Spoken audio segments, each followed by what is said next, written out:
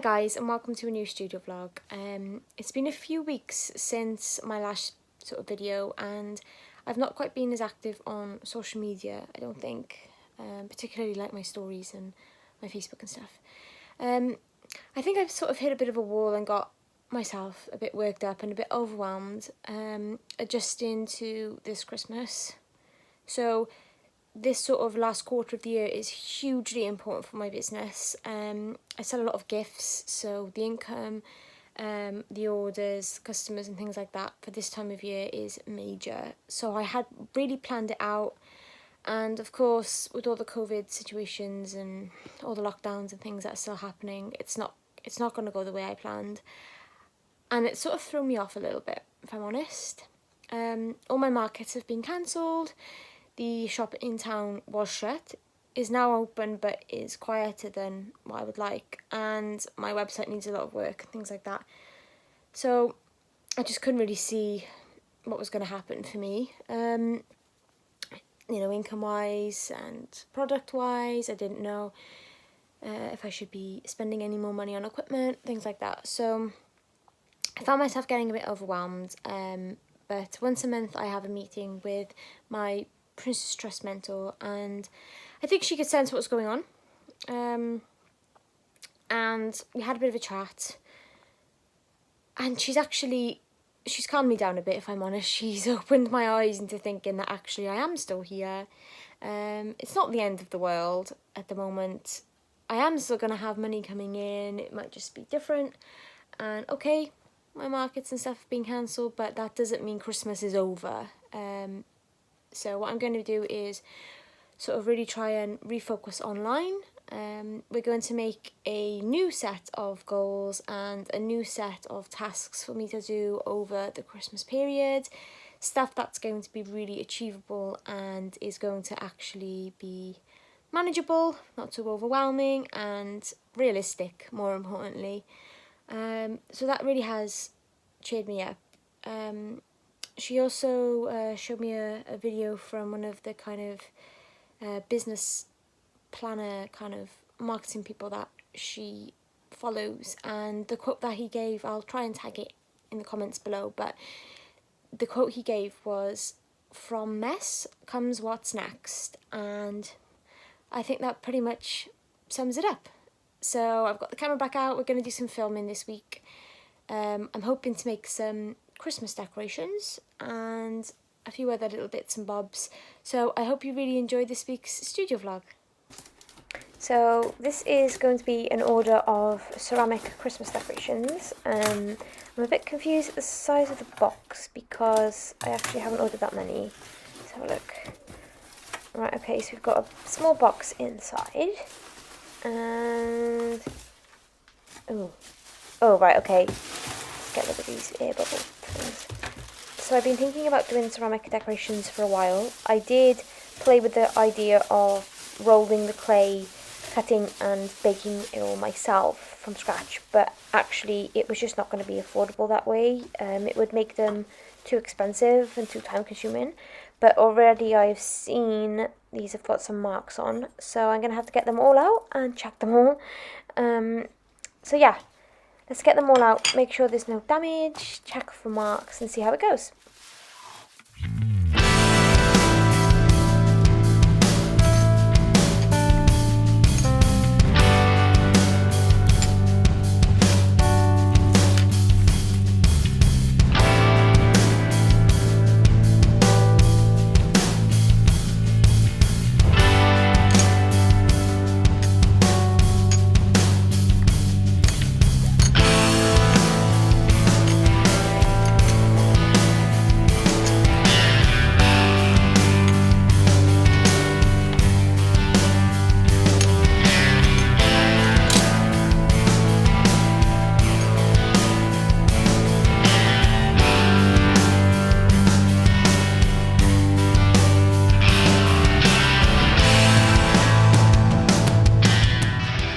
So we've had no damages, and the brown marks that you can see, they actually sanded off.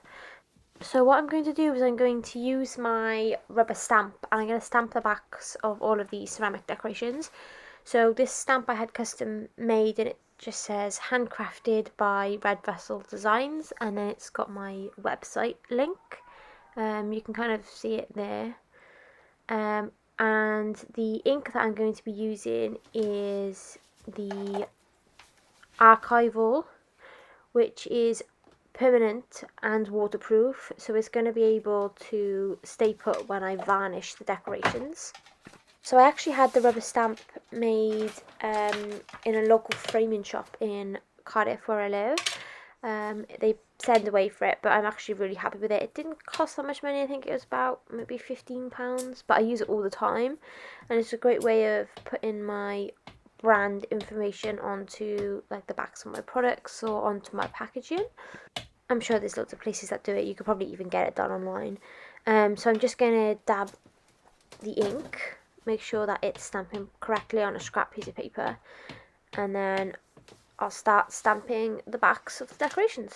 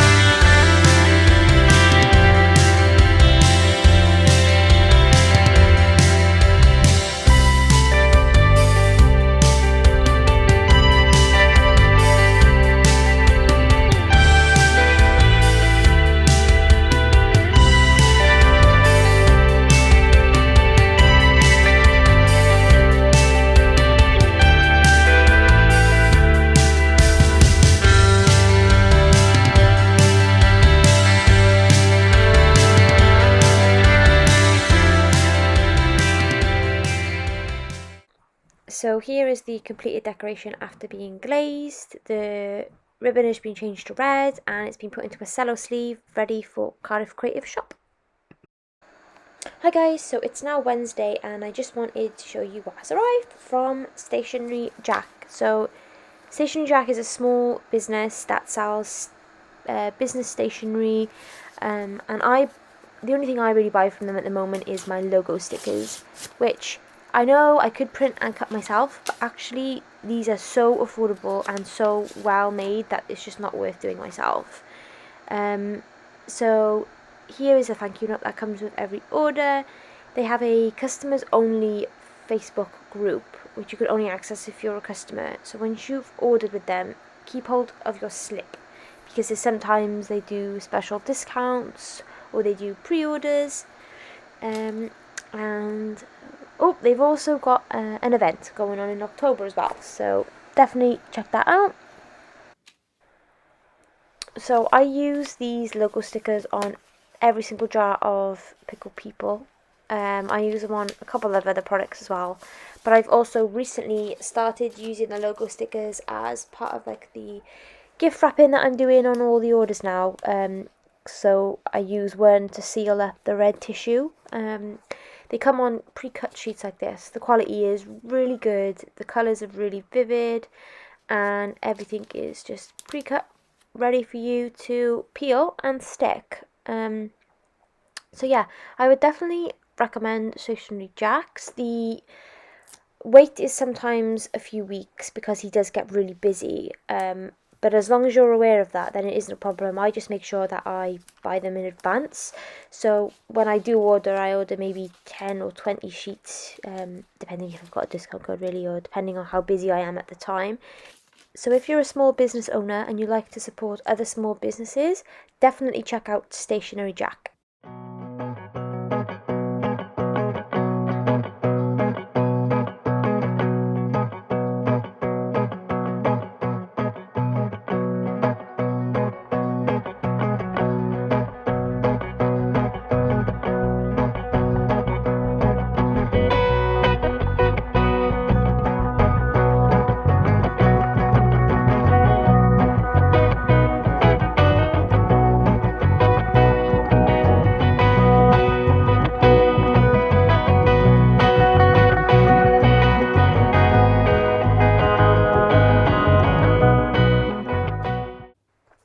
thing that has arrived today is this return to sender parcel. It's come all the way from America, and oh my god, I mean, talk about a beating.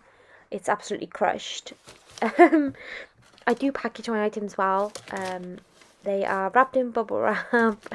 They are packed with packing peanuts in a cardboard box with brown paper and fragile tape. But I've got to be honest, I'm not holding out much hope. This particular parcel has been bouncing around in the US for over a month. So let's open it and see. Let's see if it's still in one piece. I hope so. So compared to the amount of orders that I send a month, I don't get that many returned to me. But when I do, they are actually usually from the States. I think I've only ever had 1 or 2 not from the States. And I think it's just people maybe haven't checked their address at checkout, or they haven't collected it from the depot. Let's have a look. Okay, so the glass isn't smashed. There could be some damage though, so let's have a little look. So yeah, just a reminder, if you're ordering, make sure your address is correct so it doesn't get sent back. Ah, there we go, yes. So there is some damage to the lid actually, which is not surprising considering how much of a beating this has had. So you can see just there, it might not be that clear, the lid has got a dent or 2 in where it's had a bit of a battering. I'm quite impressed actually that it hasn't smashed. I'm quite happy. I can take the lid off and replace it. That's not a problem. So yeah, great news.